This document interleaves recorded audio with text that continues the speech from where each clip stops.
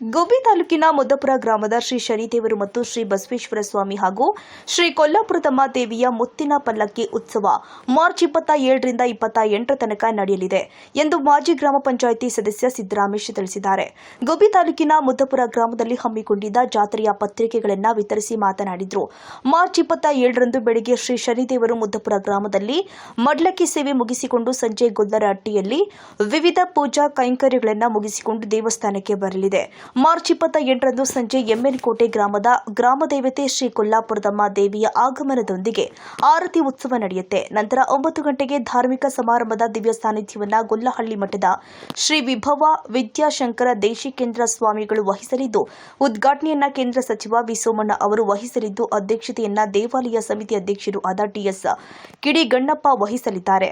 ಭಕ್ತಾದಿಗಳಿಗೆ ಮಹಾದಾಸೋಹ ಹಮ್ಮಿಕೊಳ್ಳಲಾಗಿದೆ. ವಿಶೇಷವಾಗಿ ತುಮಕೂರಿನ ಹೆಸರಾಂತ ಸಂಗೀತ ಮೆಲೋಡಿ ಆರ್ಕೆಸ್ಟ್ರಾವನ್ನು ಹಮ್ಮಿಕೊಂಡಿದ್ದು, ವಿಶೇಷವಾಗಿ ಕಾರ್ಯಕ್ರಮಕ್ಕೆ ಜೂನಿಯರ್ ಪುನೀತ್ ರಾಜ್ಕುಮಾರ್, ಅಂಬರೀಶ್, ರವಿಚಂದ್ರನ್, ಡಾಕ್ಟರ್ ರಾಜ್ಕುಮಾರ್ ಭಾಗವಹಿಸಲಿದ್ದಾರೆ.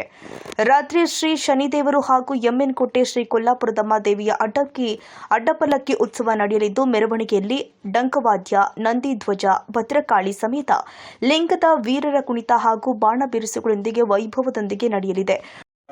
ವಿಷಯ ಏನಪ್ಪಾ ಅಂದ್ರೆ ತುಮಕೂರು ಜಿಲ್ಲೆ ಗುಬ್ಬಿ ತಾಲೂಕು ನಿಟ್ಟೂರು ಹೋಬಳಿ ಮುದ್ಪುರ ಗ್ರಾಮದ ಶ್ರೀ ಶನೇಶ್ವರ ಸ್ವಾಮಿ ಮತ್ತು ಬಸವೇಶ್ವರ ಸ್ವಾಮಿ ಎಮ್ಮೆನಕೋಟೆ ಗ್ರಾಮದ ಕೊಲ್ಲಾಪುರಮ್ಮ ದೇವಿಯ ಅಡ್ಡಪಲ್ಲಕ್ಕಿ ಉತ್ಸವ ದಿನಾಂಕ 28/3/2026ರಂದು ಶನಿವಾರ ನಡೆಯಲಿದ್ದು, ಈ ಕಾರ್ಯಕ್ರಮಕ್ಕೆ ಗಣ್ಯರ ಆಗಮನ ಮತ್ತು ಅವತ್ತಿನ ಕಾರ್ಯಕ್ರಮ ಏನಂದ್ರೆ ಸಂಜೆ 6 ಗಂಟೆಗೆ ಆರತಿ ಉತ್ಸವ ಕಾರ್ಯಕ್ರಮ ಇರುತ್ತೆ.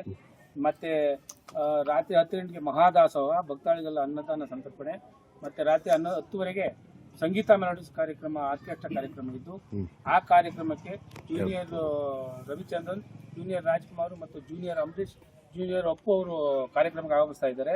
ಮತ್ತು ಆರ್ಕೆಸ್ಟ್ರಾ ಮುಗಿದ ಮೇಲೆ ಅಡ್ಡಪಲ್ಲಕ್ಕಿ ಉತ್ಸವದೊಂದಿಗೆ ಅಗೋರಿ ಕುಣಿತ, ಭದ್ರಕಾಳಿ ಕುಣಿತ, ಲಿಂಗದ್ವೀರ ಕುಣಿತಗಳಿಂದ ಟಂಕವಾದ್ಯ, ಬಿರುಸು ಬಾಣಗಳಿಂದ ವಿಶೇಷ ಕಾರ್ಯಕ್ರಮ ಇದ್ದು, ಈ ಕಾರ್ಯಕ್ರಮಕ್ಕೆ ಹೆಚ್ಚಿನ ಸಂಖ್ಯೆಯಲ್ಲಿ ಭಕ್ತರು ಆಗಮಿಸಿ ಕಾರ್ಯಕ್ರಮವನ್ನು ಯಶಸ್ವಿ ಮಾಡಿಕೊಂಡು ತಮ್ಮಲ್ಲಿ ಮನವಿ ಮಾಡ್ಕೊಂತಾರೆ. ಒಂದು 5,000 to 6,000 ಜನ ಸೇರಬೇಕು. ಎಲ್ಲರಿಗೂ ದಾಸ ವ್ಯವಸ್ಥೆ ಇದೆಯಾ? ಪ್ರತಿಯೊಬ್ಬರಿಗೂ ದಾಸ ವ್ಯವಸ್ಥೆ ಇದೆ. ಭಕ್ತಾದಿಗಳು ಹೆಚ್ಚಿನ ಸಂಖ್ಯೆಯಲ್ಲಿ ಭಾಗವಹಿಸಬೇಕು ಅಂತ ಪ್ರಕಟಣೆಯಲ್ಲಿ ತಿಳಿಸಲಾಗಿದೆ. ಮೋಹನ್, ಎಮ್ಮೆನಕೋಟೆ, ನವಕರ್ನಾಟಕ ಟಿವಿ.